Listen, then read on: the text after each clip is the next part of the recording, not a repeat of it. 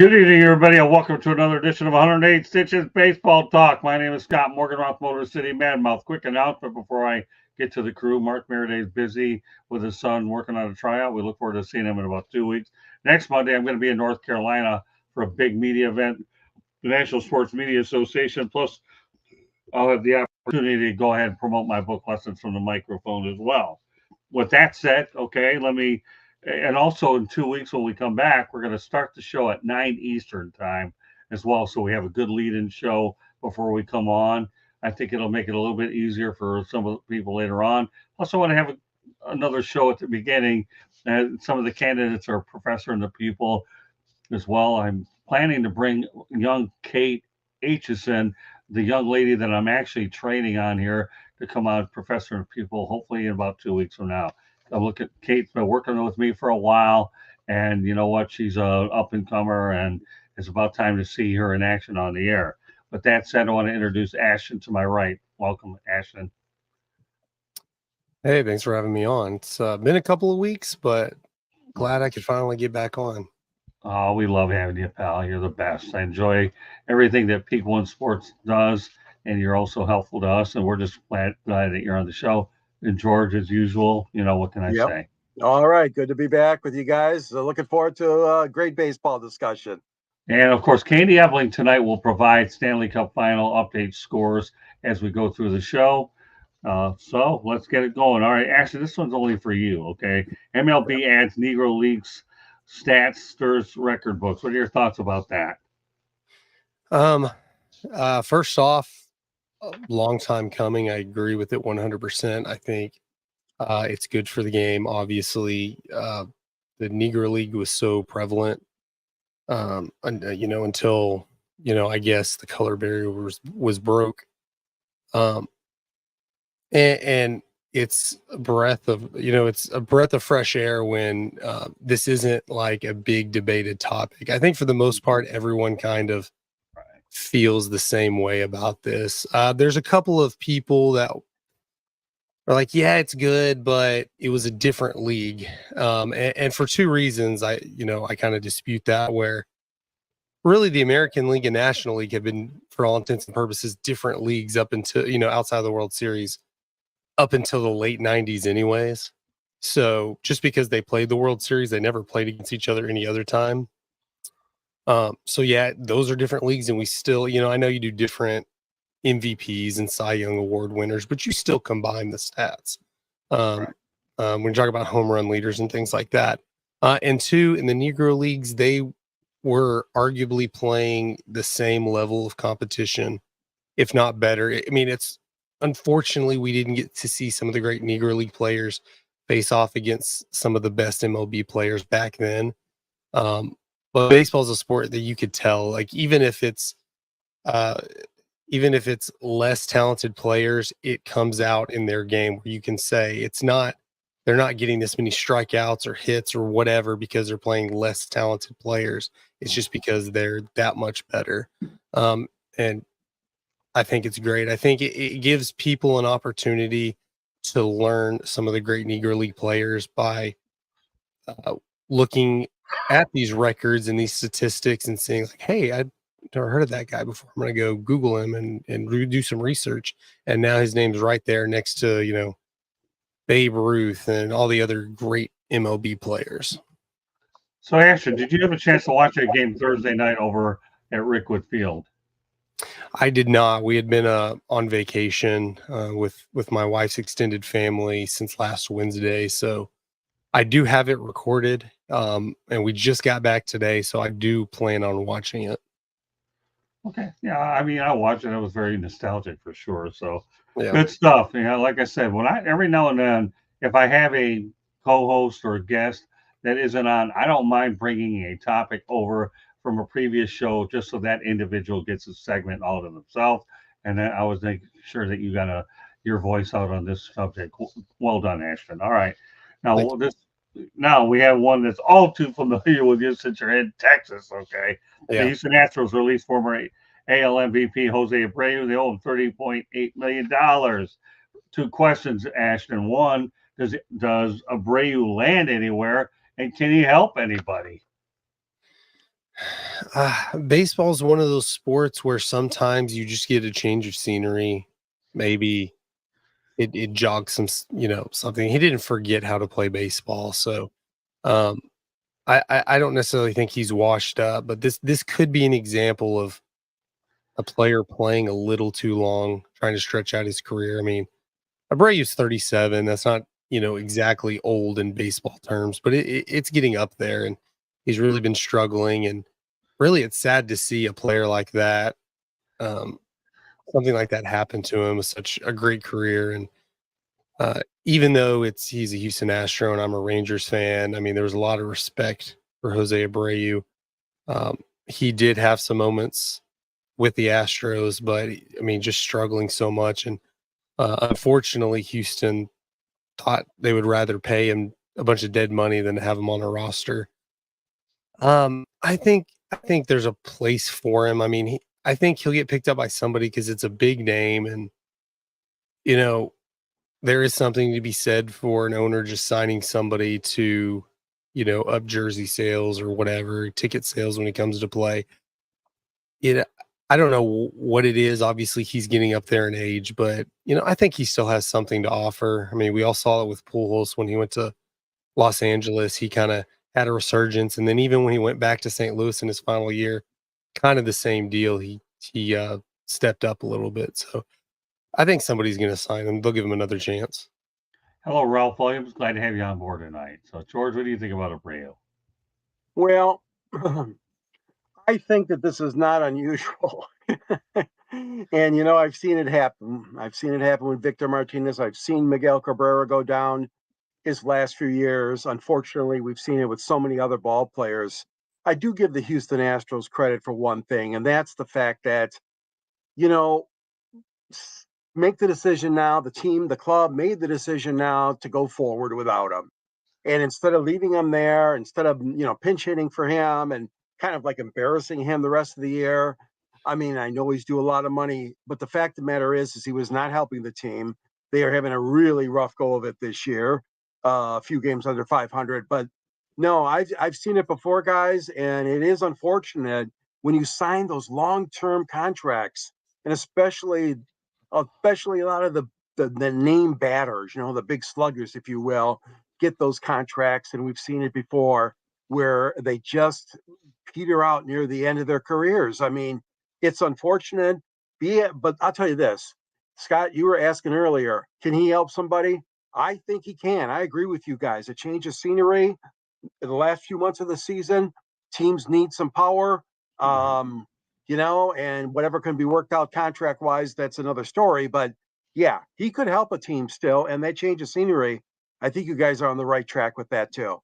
Well, I think both you are on the right track. The only thing I can really add to the whole thing is if Jose Abreu gets picked up, it's going to be on a minor league deal right now to get back to gain a little bit of confidence back, get a little playing time, get his timing back. Because that's the one thing about hitting. You have to have your timing. And obviously, the Houston Astros right now are in a situation where Dusty Baker isn't there, so they're an organization which is in transition right now. They really, really are. So in their case, you might as well bring a younger player in there to see if he can get experience. But I see Jose Abreu, going to another team on a minor league deal. Hey, listen, he's free. It's not like you have to wait till September 1st. He's not postseason eligible, right? So, you've got it, June 24th as we do the show. So, yeah, minor league contract somewhere, and we'll go from there. All right, well, once upon a time, Rick Curdy was on this show, and he called Giancarlo Stanton. I'm trying to think of what he called him. He called him the glass man. So I'm gonna kind of lead into this there, and I'll be seeing Rick later in this week when we're up in North Carolina. But here's the thing: why am I bringing it up? Giancarlo Stanton lands on the IL for the 8th time in 6 years. I'm not classifying that as Lou Gehrig durability. I don't know what to classify it. Ashton, give me some answers. Well, hamstring injuries are tough on their own. I mean, they're one that you have to let them heal 100% to avoid risk of re-injuring them. And there's no telling how long they'll heal. I think they said something like 4 weeks.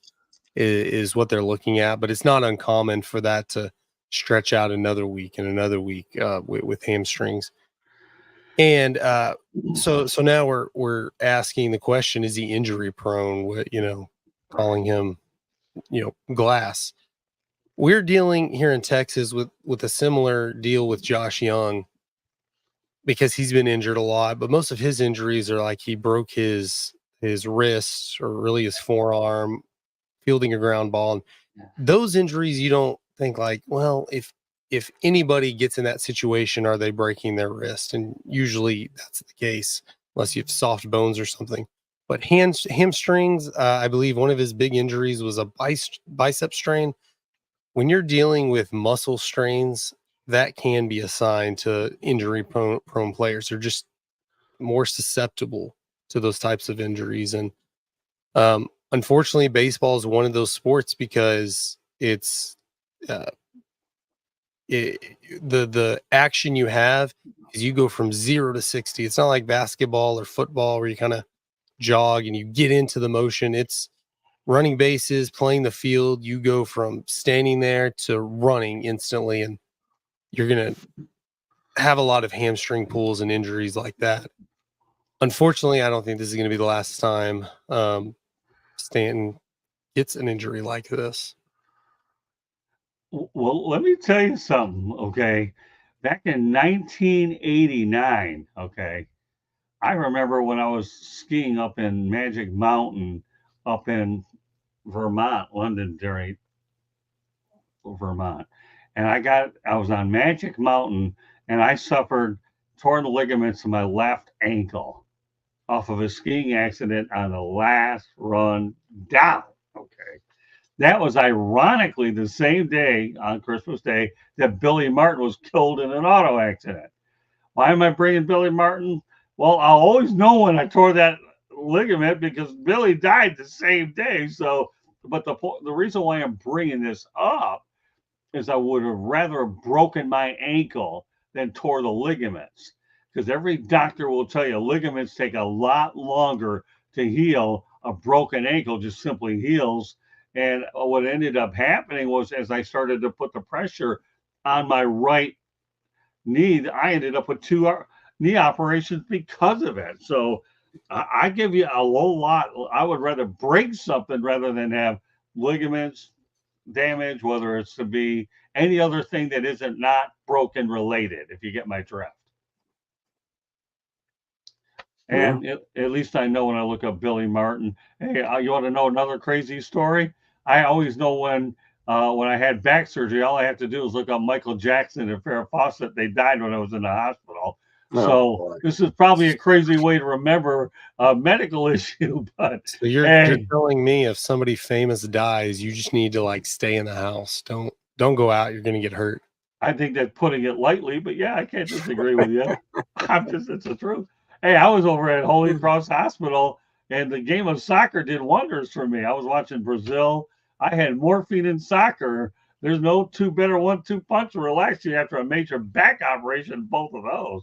And my Aunt Judy was telling me a long time ago that, boy, are you all right? I mean, your sense of humor is there, even though you're probably in a boatload of pain. Yeah, I was, but, hey, morphine's pretty crazy stuff. But then all of a sudden, you're watching a sport, which is, soccer's a great sport. It really is great. And I'm thankful for my relationship with Inter Miami. But when you're watching a high matchup and you have morphine, that's a really potent 1-2 punch. And I hope you guys never have to find out otherwise. Yeah. But yeah, no, I guess Ashton, maybe it's probably good if somebody famous does. I stay home. I do more nowadays anyways, is what I do, because everything's done remotely. But hey, you know what? We're having a fun show with the three of us anyways. The Stanley Cup Finals is going on. And it looks like, according to Candy, that the Panthers scored first goal by Carter Verhagen, and the Oilers just added. It looks like we're tied up at straight lines at 1-1. There you go. Straight lines going north and south. All right, George. What are your thoughts about Mr. Stanton now that I gave a lot of people a bit of my medical history? Yeah, that was good. A history lesson for us, Scott. I remember those days with you and some of the trauma that you had to go through with those injuries. But this guy Stanton, yeah, he is definitely vulnerable for injuries. And you know, the thing is that the Yankees are having such an outstanding season so far. Again, so far, we all know that you can have the best season on paper or the best regular season and end up nowhere near the World Series. So he's still an important part of the team. I mean, I know he is, but he is injury prone. And the fact of the matter is that they're not going to do anything drastic. They're not going to cut him. They're going to work with him. He's got to heal. He's got to get better. He's got to get stronger. That hamstring has to, like you were saying, Ashton, that's a very important part of any athlete, and as far as excelling, but especially a batter or a fielder or outfielder, or whatever position, pitcher. Hamstrings are so darn important in baseball to be healthy. But I mean, you know, they have a little bit of a luxury because they do have a lot of talent on that Yankee roster, but they obviously want to win with him. And it's just unfortunate. I've seen guys too near the end of, I shouldn't say near the end, but a little past their prime maybe. But some of them get a lot of injuries, so it's not unusual. I still think China doll. I like that term, China doll. I know Rick Hurdy liked that glass analogy, but China doll is another one that you'll hear mentioned. Somebody that you better be careful with because he or she might break. So, but all kidding aside, no, I hope he does get healthy. All right, Katie, we're going to go to a station break. Then after that, Kate Aitchison, just speaking about my young adopted daughter a little while ago. We're going to bring her comment in here in just a moment, Kate. I'm assuming that your question is what team is going to win the World Series, if I understand your question correctly, right, Kate? All right, go ahead. Stanley Cup, not the World Series, Scott. Oh, okay. Is that what she was saying? I'm guessing she's probably talking about tonight's Stanley Cup game. Yeah, well, all right, go ahead. But as far as station identification, we're talking the South Florida Tribune Publishing Company sponsored this show tonight. It published a book that Scott wrote, Lessons from the Microphone, Tuning into the Enduring Wisdom of Visionary Leaders. George wrote the foreword. Scott wrote the book. Pictures inside. You have to get it. It talks about how media has changed over Scott's 40 plus years in the business. It's got all kinds of good tidbits, good life lessons, good stories to read. You got to get your book. Amazon, Barnes & Noble, Kindle, Google, Apple, audiobook later with more details to come. Our website, www.southfloridatribune.com. There is a store where you can get South Florida Tribune merchandise on it. Go get it quick before we run out. Just kidding. We're not going to run out. Go get it. You want a hat? You want a sweatshirt? If you like to listen to our podcast, you can listen to us wherever you get your podcast. Google, iHeartRadio, Apple, CastBox, Deezer, Geo7, you name it, we're there. Check us out. Monday nights, baseball talk. Tuesday nights, football inside the pigskin. Wednesday nights is Sports Exchange. Thursday nights is Fire Up. We talk all sports, Sports Exchange, and Fire Up. You never know what topics we're going to be talking about, so tune in. Scott talks on Wednesday nights, typically on nofilter.net, a one-on-one interview show where he interviews somebody. Wait to see who he's interviewing this week. Special guest. If you'd like to advertise or sponsor a show, call Scott 954-304-4941. If I missed anything, or more importantly, if you missed anything, it is scrolling around the bottom. Please look at it. There is a red subscribe button. If you have not subscribed yet, I honestly don't know why you haven't yet, but please do so and share it and like us with all your friends and family. Back to you, Scott. Thank you, Katie. Well done. Also on Twitter /X at Tribune South. All right, you know what? Kate wants us to answer both questions, but Kate, what I'd like you to do is go out there and put your contact information so everybody can follow you. She's got a Twitter account. She's also on LinkedIn as well. And let's see, she's got Instagram. So Kate, put all the necessary things out there. And, Ashton, if you want to follow her, she's certainly a great young prospect as well. You never know, you could be working with her as well. So to answer, let's get to her first question.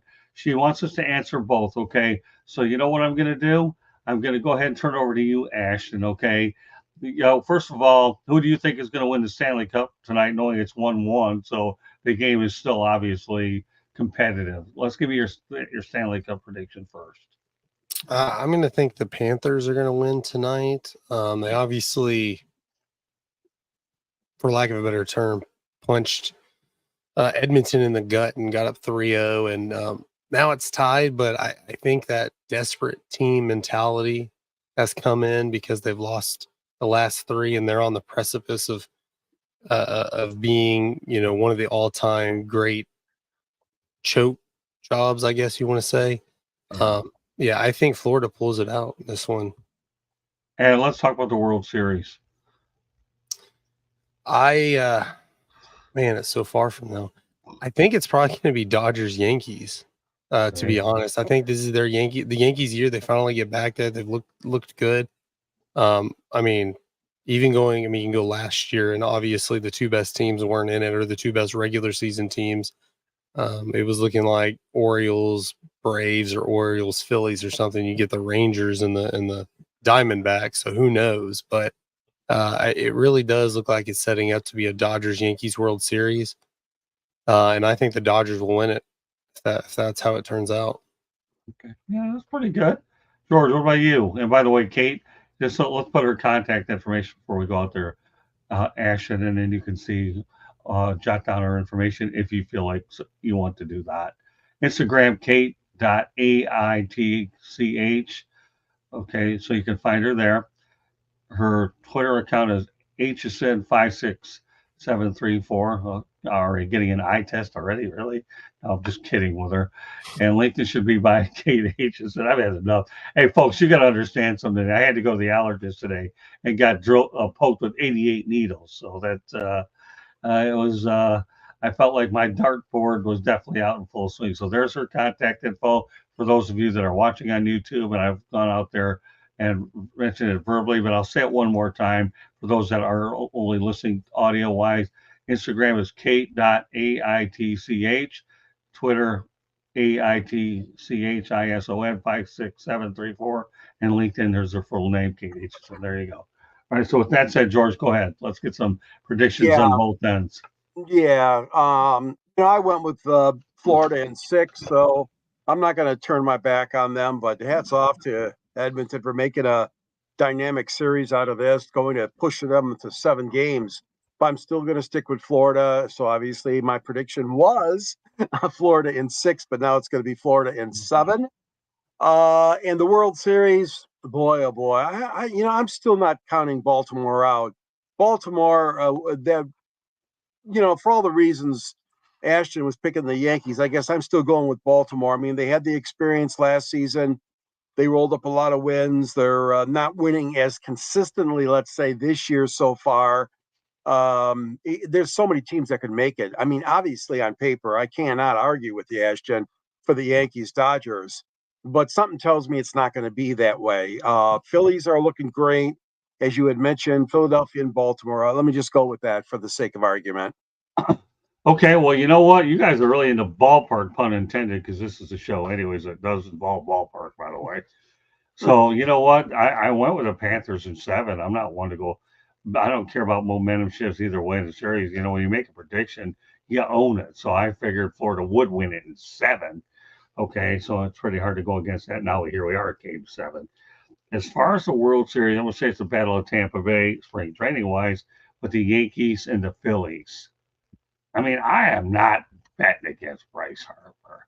This guy is going to win a ring at some point. He will. And I tell you what, I like what the Phillies are doing over there. The Phillies have been a juggernaut. And the smartest thing the Phillies ever did was when they took Harper out of the outfield and they put him in the first base. Yeah. And anybody would get on the injured list a lot because this guy runs into walls. And Bryce, we kind of need to keep you on the field. You know what I mean? So, and for all those you want to know, the Phillies train over in Clearwater, which is, by the way, where I did meet Ernie Harwell many ages ago over at Jack Russell Stadium. And of course, the Yankees are over in Tampa, right across the bridge. So there you have it, Kate. We'll see how smart we are as early as tonight and later in the year. All right, let's talk about the pitch clock violation. And we're going to talk about the fact that the Rockies win on a pitch clock violation in MLB first. They'll start it off with our man Ashton. What do you think? Man, I love stories like this. I love the chaos, especially when it doesn't involve your team. I mean, just for this purpose of having a podcast or talk show, it's just something to talk about, something cool to talk about that, it doesn't matter what we think one way or the other, but it's still, everybody will have an opinion on it. And, I know purists and traditionalists don't like the pitch clock. I mean, it is what it is. It's just an extra aspect that everybody has to deal with. Both sides have to abide by the rules. I think there's less controversy in this particular situation because if you watch the video, bases were loaded, full count. Kyle Finnegan's pitch was up and inside. So I think if the violation wasn't going to be called, it was going to be ball 4 and he walks in the winning run anyways. So, even if you're like, oh, that's a terrible call. It's like, well, I don't think you can see that and argue that was going to be called a strike. Outside Angel Hernandez, being the umpire there. But yeah. I mean, I think this is the perfect opportunity for it to happen, to be the first time, because there's less controversy in it.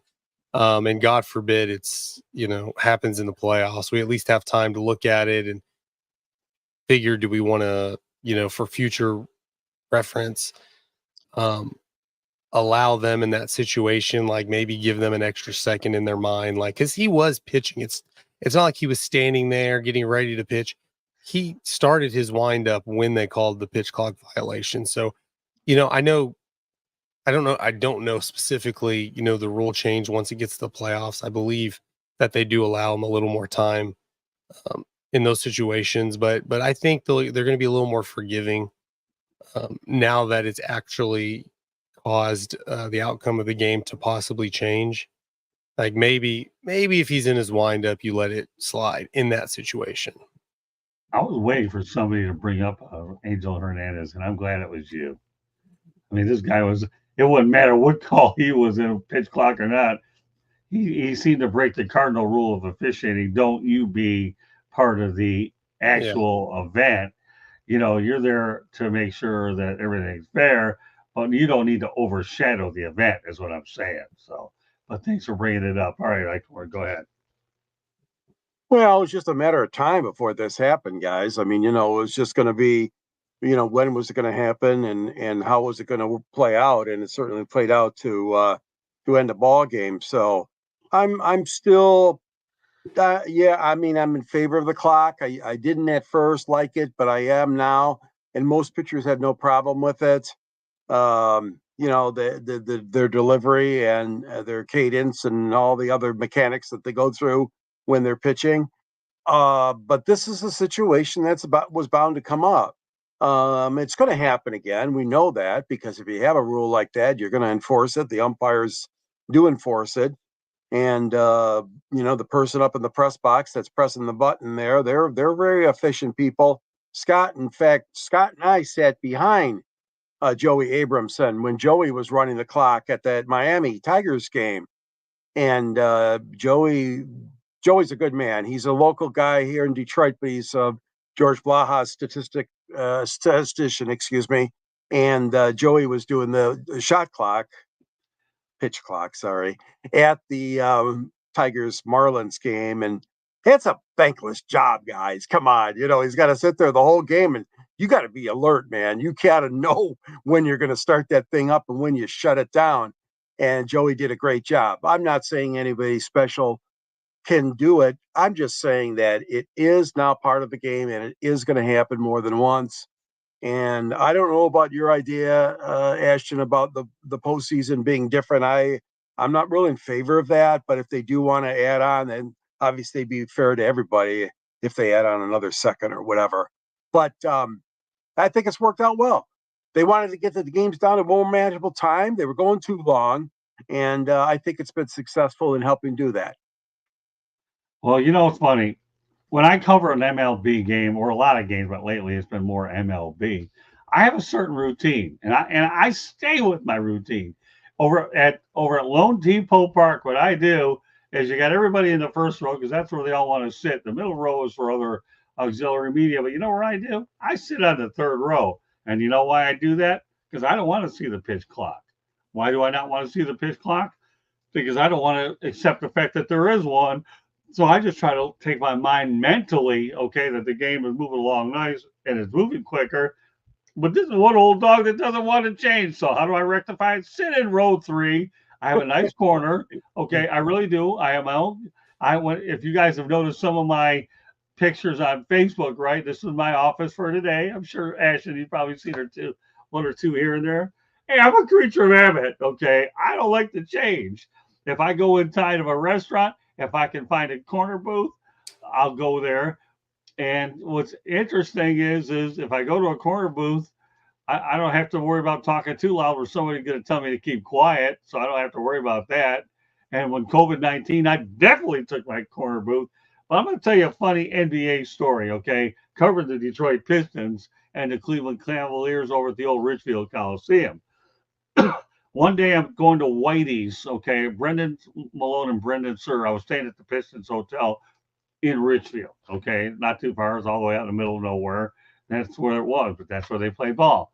So Brendan Malone and Brendan Sir asked me if I wanted to take them to a restaurant. I said, sure, but you mind if I sit there and talk basketball with you as they're watching? No, we'd love to have you in there. So Brendan Malone says to me, he knew that my eye contact was headed for a corner spot. It's not like it was anything, and I repeat, anything that I could go. But when you talk about eye contact and body language, you follow me? I was going right to that corner. And Malone asked, why did you decide to go there? It's like, you were so decisive. I said, Coach, let me tell you something. When you're driving a vehicle, okay, if you go in the corner, they can only hit one side of you, and they can't hit both. Both Brendan Malone and Sir said, oh, that's pretty smart. That's a genius. Cool stuff, you know. It's just the way it is, you know. And what can I tell you? I mean, you know, I'm a creature of habit. Pitch clock, you're right, George. It was inevitable. No, it could happen, and I'm surprised it hasn't happened more. Yeah, right. I really am. Right. But you know, I gotta go ahead and listen to my man Ashton, right? And when you get a topic like this, it all gives us people out here on the air an opportunity to go out there and talk about it. So you know what we do. All right, back to the chat room. Candy Evelyn coming up with some really fierce stuff. So we'll start off with your first one, okay? Candy, the 166. Overall, out of 166 players who began the season on an MLB injury list, 132 were pitchers, nearly 80%. What has caused all these pitching injuries? Well, let me know, okay? Now, then the second follow-up to it, okay, I got to bring pitchers on. Everybody's got a different answer. So Candy follows it up as subscribe and save less than $2.50 per week under the radar. Major League Baseball is facing an epidemic of pitchers' injuries. Candy can put that up there if you want to. Many insiders are blaming the pitch clock for the rise of injuries. Okay, but the league is not so sure. Newsletter photo college of Shane Bieber of the Cleveland Guardians pitching a ball on a giant X-ray. Okay, let's see. I'm trying to make sure. All right, on a giant X-ray of an elbow vintage baseball field diagrams overlay image. It is a bit of a blame game happening on and around the mound. So there's your image credit. So now MLB is conducting a wide range study of pitchers at all levels to examine the origins of the injuries and help develop recommendations to address it. A spokesman for the league said to the Washington Post, while this study is not expected to be finished before the end of the season, analysts in the Major League Baseball Players Association claim to identify the culprit of the injuries pitch clock. So, all right, well, that's interesting. Yeah. So, you know, is it part of the reason? You know what? I don't know, but I think that this is something we'll be addressing as the year continues to go on. Great stuff, Katie. I know the pitch clock is what it is. I personally didn't really care for it to begin with, only because being a purist, I never wanted to see it happen. I understand that you're trying to keep the younger generation engaged, right? You Yeah. know, I get that attention spans are a lot shorter, especially in our industry where, sometimes on a podcast, under 15 minutes is really widely recommended.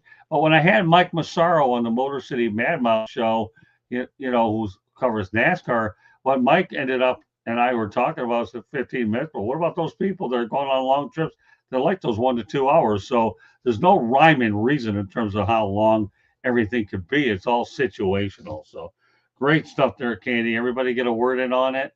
Yep. Good stuff. All right, a lot to bite off there. 2 more topics to go. MLB suspended Toronto Blue Jays top hitting prospect Orlevis Martinez 80 games for violating his performance-enhancing drugs policy.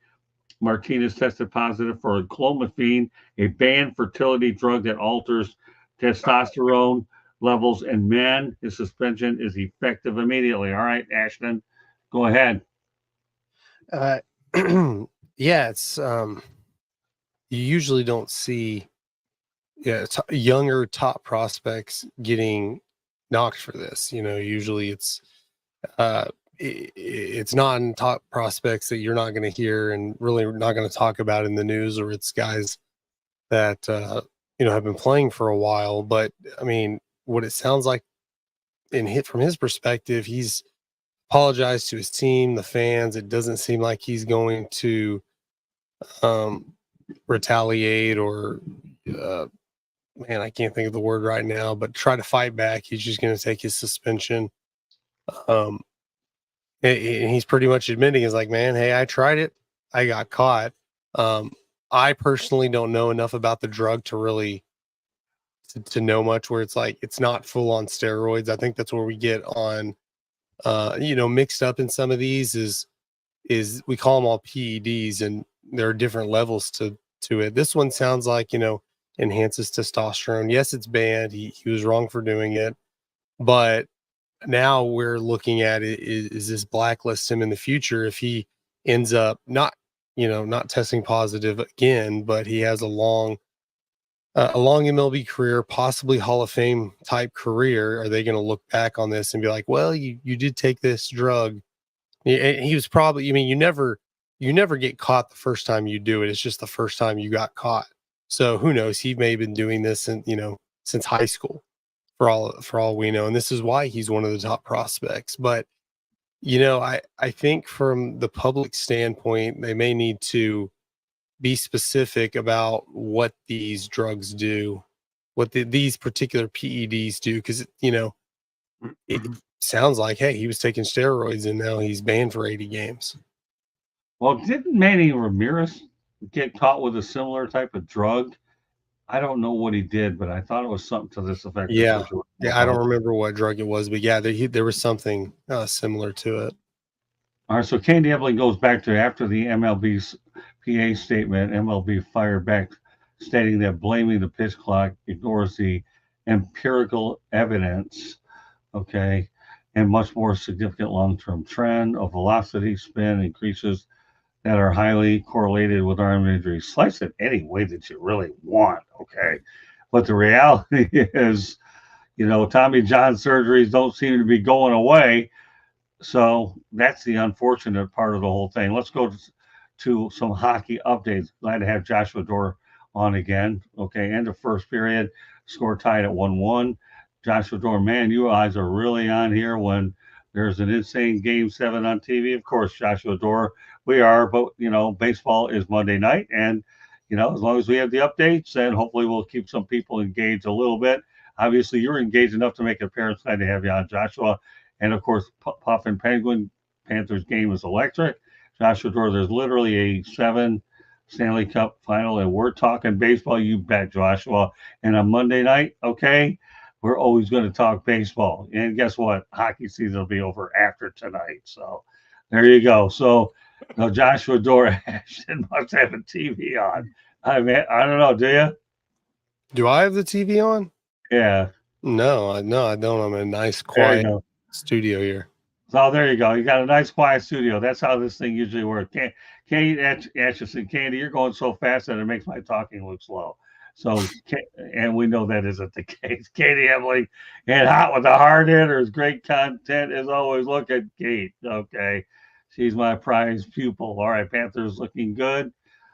Okay. Hopefully they can keep it up. Well, one period in the books are tied. So, as long as they keep the game competitive, I'll be in there in a matter of time after we get done with the broadcast. Okay, let's keep it going. All right, Joshua's on a roll here. His fingers are doing some fast typing. I don't know if I'm doing enough talking to keep it going. Okay, but Panthers looking good. Hopefully they can keep it up. I mentioned that. Marked into 10 tonight, so he can dial into game 7. No, actually, Joshua, that is not the case. Just to set the record straight. Mark's kid was at a baseball tryout, wanted to get in, was unable to do that. And now Joshua Door's taking a shot at my kid. Okay, Oilers going down, Kate. I guess Joshua Door's memory's good enough to know that she's Canadian. Now, look at Kate. I love the way she goes out there. All right, hey, now I was staying out of it to be civil. I don't know.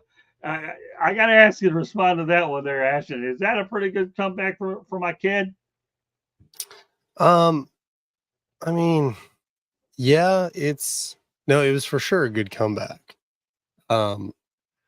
When you're coming back, oh man, I don't know. Yeah, that was a good comeback. That's all I can say. Hey, now I was staying out to be civil. She ain't looking for it. It's hard when you're messaging or texting or commenting because it doesn't come across the emotion doesn't come across. So it's hard to tell sometimes. Wait till you get Kate on the air. We're going to bring her on baseball. I told her today when we FaceTime that she's going to be on this baseball show. She better start learning it. And when I tell her to do something, she gets going on it really quickly. All right, so Candy Evelyn's going to give us a little clarity on the Ramirez. Ramirez had earlier drawn a 50-game suspension in 2009 as a member of the Dodgers, testing positive for a female fertility drug commonly used to stimulate testosterone production after a steroid. Well, I knew we were something like that. Okay. Now, Kate, we're back to my girl. All right. Big game. All right. We're going to have some fun. Big game. Need my Canadian boys to clean up and get it going now. Oh, Lordy. Don't worry, Ashton. When you go out there and you follow her on, should you follow her on Instagram, you got to realize I got a 5'5" pistol here who's not only smart, but she's pretty, she's getting there. All right. And okay, Puff and Penguin, I can tell Josh and the guys are back. Yeah, keeping it lively. Enjoy that. All right. So Josh Shador, question for Kate. How do you like being Scott's child? All right. Come on, Kate, come back. And while you answer that question, okay. Yeah, I think that when you look at the situation with the Blue Jays, anytime you have an 80-game suspension hanging over you, that's strike one, obviously. You get the next one, I believe you're off a year, and then after that, you're finished. Is that how that works? Yeah, I think it's a year suspension the second time. Correct. Yeah, that's what I thought. Lifetime ban. Yeah. Okay. And all right, so now we have an answer. All right, back to hockey. All right, now Kate. All right, there you go. That's my kid. I am the luckiest girl in the world to have the opportunity to work this closely with Scott. I love our relationship. So there you go, Josh. That's something you can't break up. And I'm going to see my kid over the weekend up in North Carolina for the National Sports Media Association Award banquet as well. And she'll have the opportunity to go to some of the seminars so she can learn what she's doing. Then Kate probably will be a permanent fixture on Monday nights as we continue to build our Monday night lineup. And I'm looking forward to getting her on this show. Don't worry, Josh. After tonight, you'll be glad we have these other sports, even though you're so heavily engrossed into hockey night, as rightfully. So you're a South Florida guy, and the Panthers never won a title, so you should be fortunate that you're able to watch hockey, because I'm sure that there's a lot of other teams that would trade places to be where the Panthers and the Oilers are. All right, one more topic to get to, unless the chat room continues to stay entertaining, okay, which it really is, okay. Mets Edwin Diaz suspended 10 games for foreign substance. All right, Ashton, we're going to lead off with you all night, and we're going to do it one more time. Go ahead, Ashton.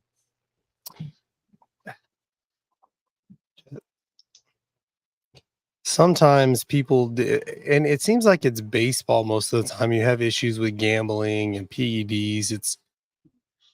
And it doesn't seem like Edwin Diaz needs to do this to be an effective player. Like, really, like, they just get in trouble for the dumb stuff. And, hindsight's 2020. It's easy to look back and say, what are you doing, when they probably get away with it all the time. Yeah. But it's just hard to look at these guys, making tons of money, doing something that they're, better than 99% of every other human being doing. And then they do dumb stuff like this and get in trouble for it. It's just tough. What do you think, George? Well, yeah, I mean, these players got to know the rules. You can't take chances, and that some of these players are just taking up too many chances right now. And whenever there's a question, consult with your team first. Consult with your doctor, your team physician, your trainer. Don't take a foreign substance unless you know for sure it is safe to take it, and you're not going to get penalized if you're caught. And what I'm finding out is a lot of these young players are just not following through enough. They're not being smart enough to just walk away and to say no to a certain substance that they're taking. Now, Diaz's situation, he was caught by the umpires who did checking. Obviously, he's denying it. There have been, I think he's the 8th pitcher I read, and the 3rd for the Mets to be suspended for a foreign substance since the MLB policy was implemented in June of 21. So 8th pitcher and the 3rd one for the Mets organization. That does not bode well if I'm a New York Mets fan or a New York Mets player, because 3 of them now have been Mets players. So all I can say is, know the rules, know what you can take, know what you can do, what you can't do. The umpires are there. They're like going to look at the rosin and the sweat and the dirt on their throwing hand.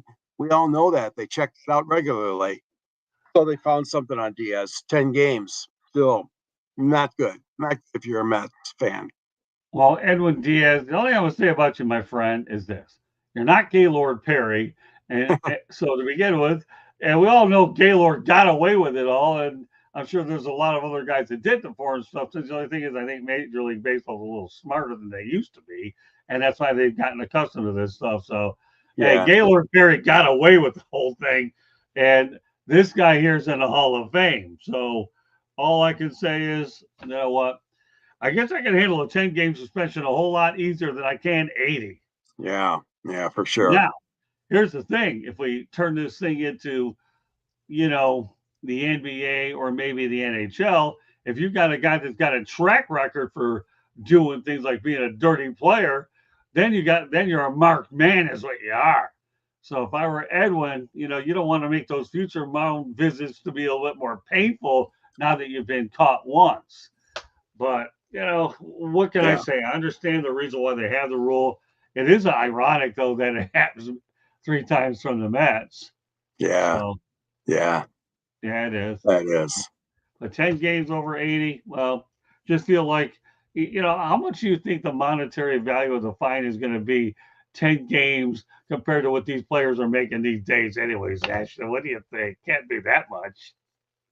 No, not a lot. I mean, I know on one of our other shows, a couple weeks ago, we talked about the players being banned for gambling. Right. And a couple of them were like minor league players. It's like, what are you doing? Like, I don't understand. And I guess the PED side of it, there are a lot of players that feel like they're only here because maybe they're taking PEDs. But I mean, Edwin Diaz probably isn't hurting too much from it, but there are a lot of players that, because they're not big time players, we're not necessarily following the fact that they're getting suspensions. And not only is it hurting their monetary value now because they're not getting the paycheck plus the fine, it's like you said, they can be a marked man if they get caught enough, and they may still get signed in the future, but they're leaving a lot of money on the table just because they're dumb enough to get caught doing so. And I say dumb enough to get caught, dumb enough to do it. But yeah, there's so many filters involved now. Like you said, MLB is so much more smarter because you see, you have 120 years of track record of how to look for this stuff, that they can find it. And there's almost no ways to get away with it now. They keep inventing new ways to to cheat the system. And Yeah, right. you know, if you can make it to that level, man, good luck. You good luck trying to do all this stuff, because it can go away really quick. Because Oh, if you're yeah. not one of the star players, you know, some manager or GM can just say, you know what, you're not worth it. We'll just, you know, cut our losses. Well, I'll summarize it, because a lot of times I'm a man of quite a few words, but since you did a really good job summarizing it, I'll be a man of a few words this time, because action did it for me. I don't think I have to worry about losing my voice tonight, because I've had two guys that are more capable of doing it. So I'll just say reputation 101 and take it any way you want. How about that? How about you, George? 100%. Yeah, Right. no, I think they're foolish. You know, like I said earlier, I mean, you cannot jeopardize your livelihood, your family, your ball club. I mean, you know, and obviously some of the players are just either too dumb or they don't want to know what's good and what's bad for them. I don't know. It's unfortunate. And like you were saying earlier, a lot of these are the younger kids, minor leagues. Well, Diaz, of course, he's 30, so he's been around for a while. But that was a situation with the umpires doing the check on the rosin and the sweat and the foreign substance kind of thing. But the drugs, taking those drugs is, yeah, I mean, fertility drugs, female fertility. I mean, stories you hear about this stuff, they are just out of this world. But they can really damage your career long term.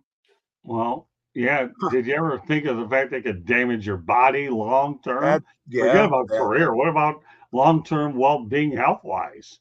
true. Yes. Yeah, we can't Yeah. lose sight of that. So meanwhile, we're gonna bring Candy in for one more station break, and then I'll go ahead and summarize the programming that we have on store this week. Go ahead, Candy. One more station break. Go ahead. It's yours. This show was sponsored by the South Florida Tribune Publishing Company, which published Scott's book last November, Lessons from the Microphone, Tuning into the Enduring Wisdom of Visionary Leaders. Yes, Scott wrote the book. George wrote the foreword. There's a couple of pictures in there. It talks about all kinds of history of Scott's in the media. Talks about how the media has changed over his 40 plus years. It even has a picture of Scott and the young Muhammad Ali. Let's see. I think it's got Tommy Lasorda in there too. You got to just check out all the stories.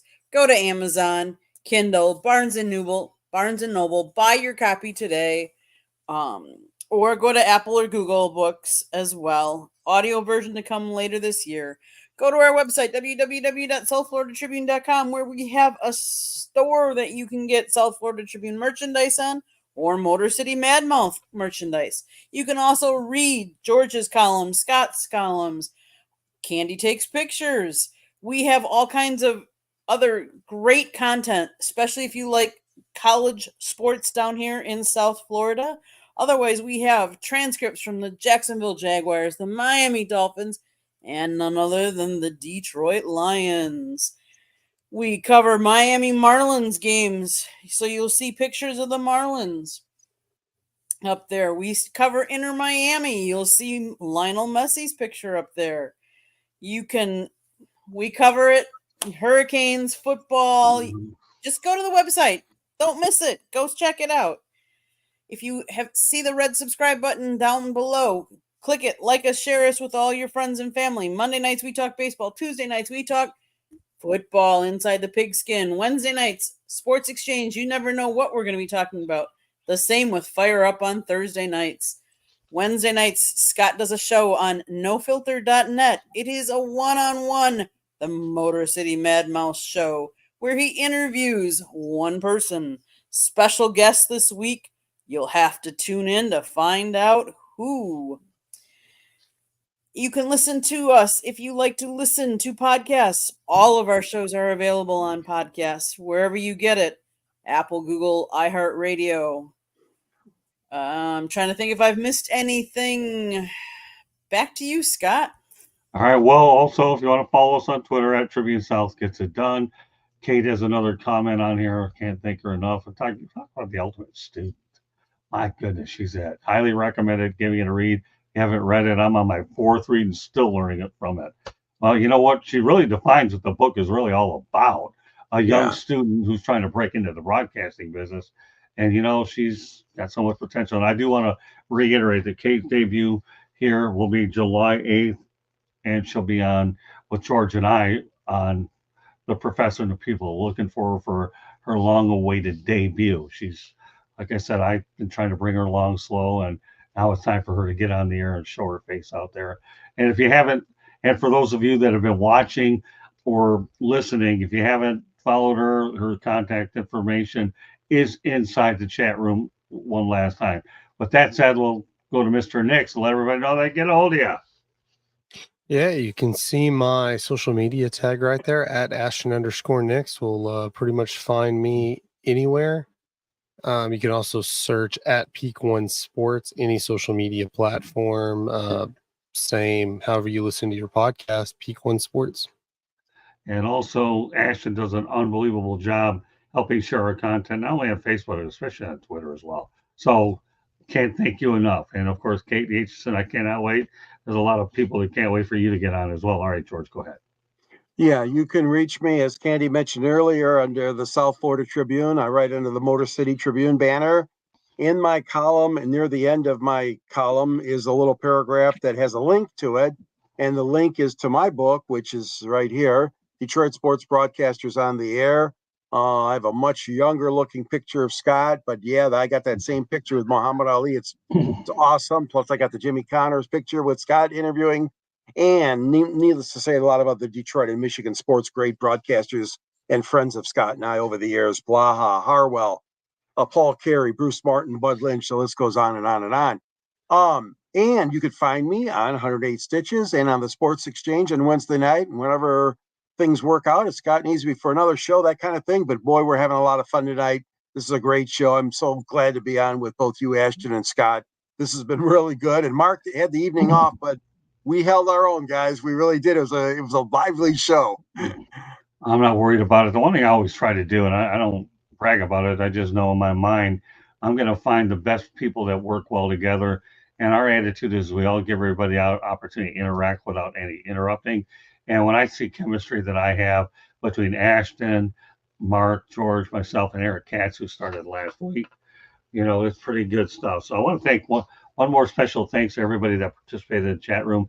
Joshua Dorr found a way to make his way on here while he was probably getting a little bit of food between periods and made the chat room interesting. And of course, I can't say enough about Kate. I cannot say enough about Kate. Oh, we got Terry Osowski over training the rotator cuff. Yeah, okay, that's a tough injury too. So yeah, I was glad that Terry was able to join the program as well. So meanwhile, I want to thank everybody for joining us on this edition of 108 Stitches Baseball Talk.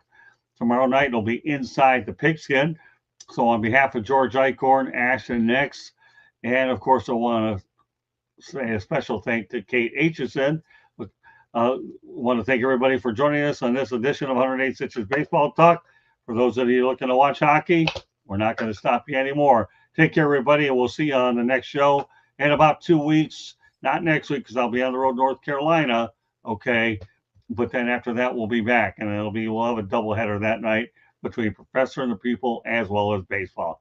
So thanks for a great show. Well, you know what, Kate, thanks for being awesome in the chat room. All right, so once again, on behalf of George and Ashton, my name is Scott. Thank you for joining us. Have a great night, everybody, and we'll see you soon. Bye now.